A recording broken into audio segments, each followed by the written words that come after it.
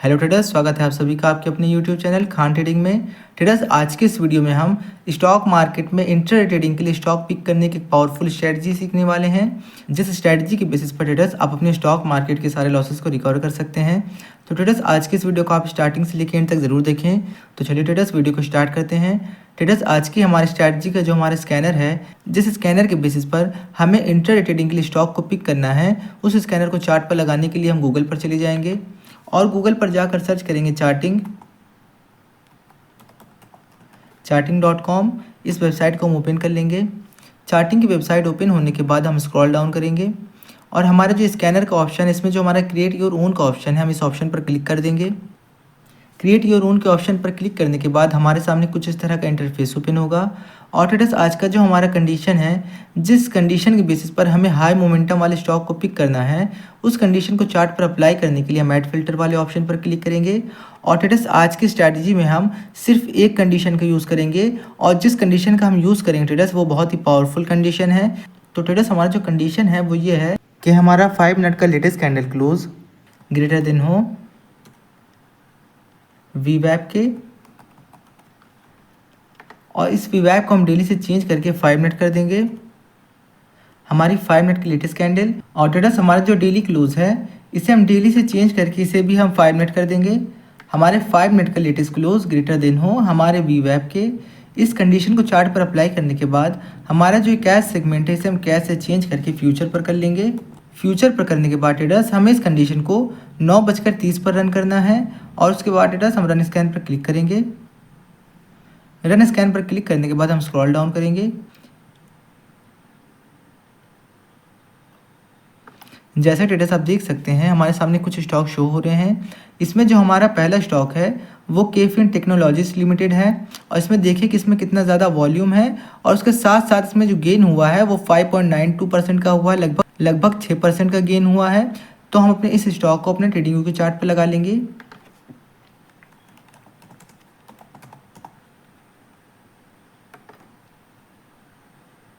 Traders, stock को chart पर apply करने के बाद हमें जिस इंडिकेटर के बेसिस पर स्टॉक में एंट्री प्लान करना है, उस इंडिकेटर को चार्ट पर लगाने के लिए हम इंडिकेटर सेक्शन में चले जाएंगे। और आज की स्ट्रैटेजी का हमारा जो पहला इंडिकेटर है वो RSI है। RSI एंड BBQQE मोड, हम इस इंडिकेटर को अपने चार्ट पर लगा लेंगे। और जो हमारा सेकेंड इंडिकेटर रहेगा वो डाई कस्टम रहेगा, डाई कस्टम स्ट्रैटेजी बिल्डर। हम अपने सेकेंड इंडिकेटर को चार्ट पर लगा लेंगे। ट्रेडर्स, हमारा जो डाई कस्टम वाला इंडिकेटर है, इस सिंगल इंडिकेटर में हमें मल्टीपल इंडिकेटर का ऑप्शन मिलता है। और ट्रेडर्स, जैसा कि आपको पता है कि ट्रेडिंग व्यू की फ्री वर्जन में हम 2 इंडिकेटर से ज़्यादा चार्ट पर अप्लाई नहीं कर सकते, पर हमें इस सिंगल इंडिकेटर में मल्टीपल इंडिकेटर का ऑप्शन मिलता है। तो ट्रेडर्स, जिसकी वजह से इस सिंगल इंडिकेटर के बेसिस पर हम अपने चार्ट पर मल्टीपल इंडिकेटर अप्लाई कर सकते हैं। तो ट्रेडर्स, इंडिकेटर को चार्ट पर लगाने के बाद हम इसे क्लोज कर देंगे। उसके बाद ट्रेडर्स, चलिए ये समझ लेते हैं कि जिन इंडिकेटर के बेसिस पर हमें स्टॉक में एंट्री प्लान करना है, हम उस इंडिकेटर को अपने चार्ट पर अप्लाई कर लेंगे। तो आज की स्ट्रैटेजी में ट्रेडर्स, हम 3 इंडिकेटर का यूज़ करेंगे। पहला जो हमारा इंडिकेटर है वो RSI वाला है और उसके बाद ट्रेडर्स, जो हमारा दूसरा और तीसरा इंडिकेटर है वो हमारा वीवैप रहेगा और हमारा पिवट पॉइंट रहेगा। तो ट्रेडर्स, जैसा कि आप देख सकते हैं कि हमने अपने चार्ट पर वीवैप इंडिकेटर लगा लिया है और उसके साथ साथ हमारा जो पिवट पॉइंट इंडिकेटर है, हम इसके सेटिंग में चले जाएंगे। और ट्रेडर्स, इसमें जो मैंने पिवट पॉइंट का यूज़ किया है वो ट्रेडिशनल रहेगा और उसके साथ साथ इसमें जो हमारा नंबर ऑफ पिवट बैक रहेगा वो 2 रहेगा। और ट्रेडर्स, इसके सेटिंग में हमें कोई चेंजेस नहीं करने हैं, हम इसे ओके कर देंगे। ट्रेडर्स, हमारा जो पहला इंडिकेटर है RSI BBQQE इंडिकेटर, हम अपने इस इंडिकेटर की सेटिंग में चले जाएंगे। और ट्रेडर्स, जैसे कि आप देख सकते हैं कि इसमें जो हमारा RSI लेंथ है, इसे हम 13 से चेंज करके 14 कर देंगे और इसमें जो हमारा ओवर सोल्ड लेवल है, इसे हम 20 से चेंज करके 30 कर देंगे और इसमें जो हमारा ओवरबॉट जोन है, इसे हम 80 से चेंज करके 70 कर देंगे।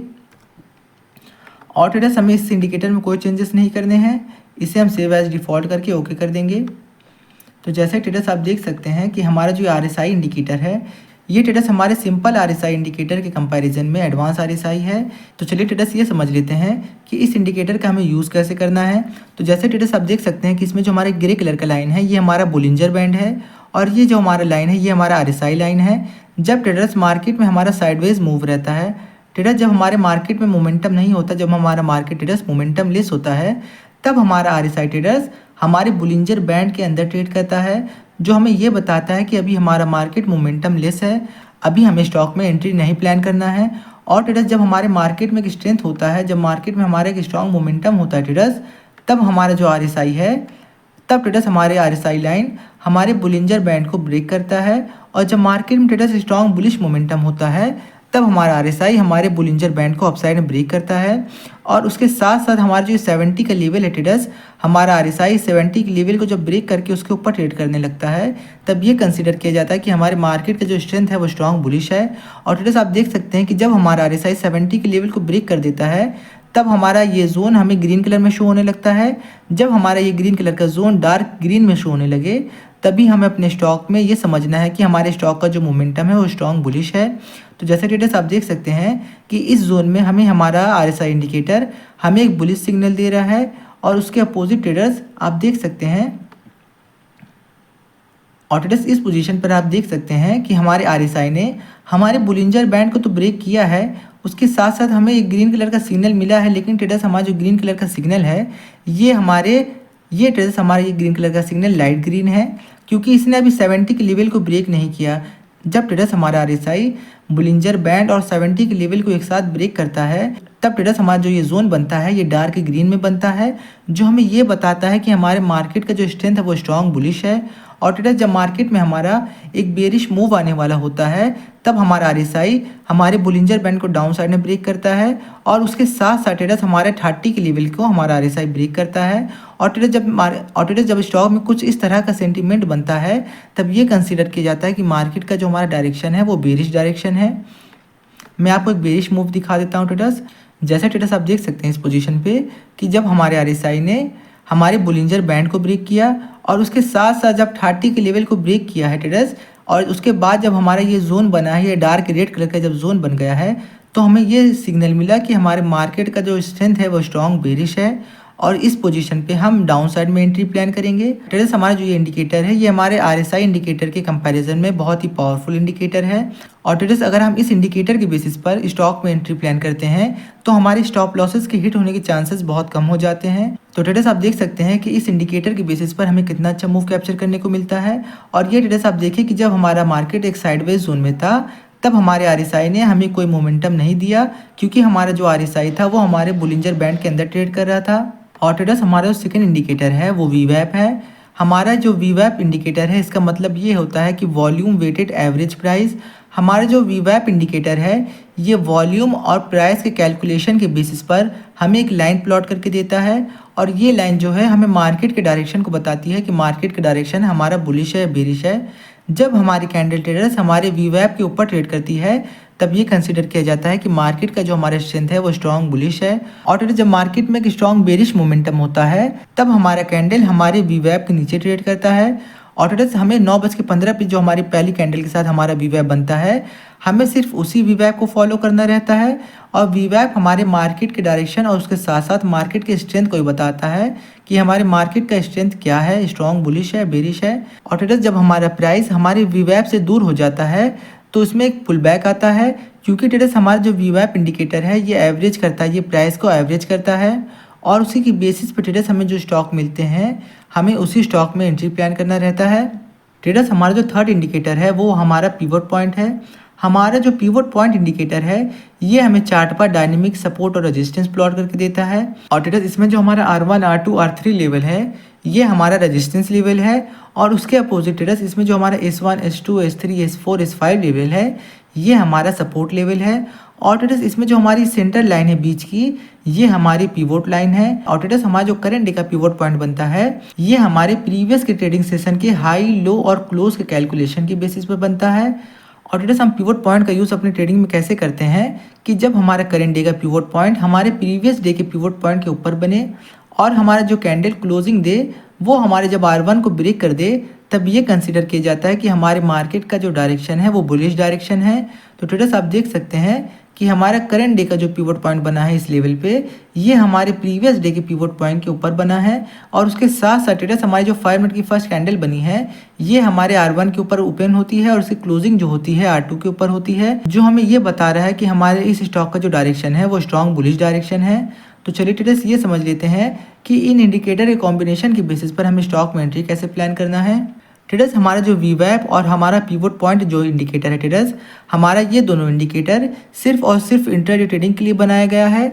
और ट्रेडर्स अगर हम इंट्राडे ट्रेडिंग कर रहे हैं तो इन दोनों इंडिकेटर का रोल हमारे लिए बहुत ही ज़्यादा इंपॉर्टेंट होता है इंट्राडे ट्रेडिंग के लिए, क्योंकि ट्रेडर्स हमारे जो ये दोनों इंडिकेटर है ये डेली बेसिस पर ही जो है प्लॉट होता है। और इन्हीं दोनों इंडिकेटर की बेसिस पर ट्रेडर्स हम अपने स्टॉक में एंट्री प्लान करते हैं। और ट्रेडर्स इन दोनों इंडिकेटर के लिए जो हमारा बेस्ट टाइम फ्रेम रहता है वो हमारा 5 मिनट का टाइम फ्रेम रहता है, क्योंकि ट्रेडर्स हमारा जो वीवैप और हमारा पिवोट पॉइंट इंडिकेटर है ये 5 मिनट के टाइम फ्रेम पर बेस्ट वर्क करता है। तो इसलिए ट्रेडर्स आप कभी भी इंट्राडे ट्रेडिंग करें तो इंट्राडे ट्रेडिंग के लिए वीवैप और पिवोट पॉइंट इंडिकेटर का यूज़ जरूर करें, क्योंकि ट्रेडर्स ये डेली के टाइम फ्रेम पर ही बनते हैं। तो चलिए ट्रेडर्स ये समझ लेते हैं कि इस स्ट्रैटेजी की बेसिस पर हमें स्टॉक में एंट्री कैसे प्लान करना है।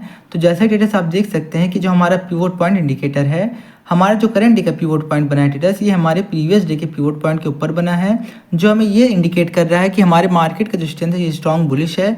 और उसके साथ साथ इसमें जो हमारा RSI है ये 70 के लेवल के ऊपर ट्रेड कर रहा है। जब हमारा RSI 70 के लेवल के ऊपर ट्रेड करता है तब ये कंसीडर किया जाता है कि मार्केट का जो स्ट्रेंथ है वो स्ट्रॉन्ग बुलिश है। और फिर उसके साथ साथ देखिए जो हमारे ये जोन है ये डार्क ग्रीन कलर का बना है, जो हमें ये बता रहा है कि मार्केट का स्ट्रेंथ स्ट्रॉन्ग बुलिश है। और ट्रेडर्स हमारी 5 मिनट की जो फर्स्ट कैंडल बनी है इसकी ओपनिंग R1 के ऊपर हुई है और इसकी क्लोजिंग जो हुई है वो R2 के ऊपर हुई है। और ट्रेडर्स जैसे कि आप देख सकते हैं कि हमारा कैंडल जो बन रहा है ये हमारे वीवैप के ऊपर बन रहा है, जो हमें ये बता रहा है कि हमारे मार्केट का जो सेंटीमेंट है वो स्ट्रॉन्ग बुलिश है। और ट्रेडर्स जैसे कि आप देख सकते हैं कि हमारा जो ये स्टॉक था ये प्रीवियस के डे में एक रेंज में ट्रेड कर रहा था, और करंट के डे में जब ट्रेडर्स हमारी 5 मिनट की फर्स्ट कैंडल उसके हाई को ब्रेक कर देती है तब ये कंसीडर किया जाता है कि मार्केट का जो स्ट्रेंथ है वो स्ट्रॉन्ग बुलिश है।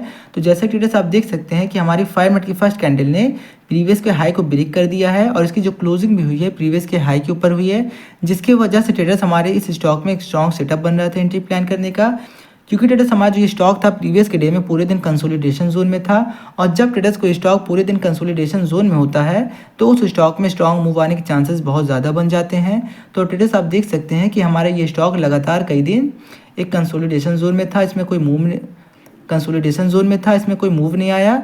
तो जिसके वजह से ट्रेडर्स जब हमारा ये स्टॉक ओपन होता है और ट्रेडर्स उसके साथ साथ हमारी 5 मिनट की first candle previous day high के ऊपर ओपनिंग और क्लोजिंग देता है, तो हमारे इस स्टॉक में स्ट्रॉन्ग सेटअप बन रहा था एंट्री प्लान करने का। और ट्रेडर्स अगर हम इस स्ट्रैटेजी के बेसिस पर इस स्टॉक में एंट्री प्लान करते हैं तो हम अपने स्टॉप लॉस को इस 5 मिनट के फर्स्ट कैंडल के लो के नीचे लगाते हैं। और ट्रेडर्स अगर हम सेकंड कैंडल पे अपनी एंट्री प्लान करते हैं और अपने स्टॉप लॉस को इस 5 मिनट के फर्स्ट कैंडल के लो के नीचे लगाते हैं, तो ट्रेडर्स आप देखिए कि हमें इस स्टॉक से कितना अच्छा मूव कैप्चर करने को मिला है। आप किसी भी स्टॉक में एंट्री प्लान करें तो एटलीस्ट 2 से 3% का मूव जरूर कैप्चर करें। ट्रेडर्स ये बहुत ही पावरफुल स्ट्रैटेजी है और इस स्ट्रैटेजी की एक्यूरेसी बहुत हाई है। पर ट्रेडर्स किसी भी स्ट्रैटेजी को अपने ट्रेडिंग सेटअप में ऐड करने से पहले उसकी बैक टेस्टिंग जरूर करें, उसके बाद ही ट्रेडर्स किसी भी स्ट्रैटेजी को अपने ट्रेडिंग सेटअप में ऐड करें। तो ट्रेडर्स अगर आपको ये वीडियो पसंद आई हो तो वीडियो को लाइक और चैनल को सब्सक्राइब करना ना भूलें। तो मिलते हैं ट्रेडर्स अगली वीडियो में।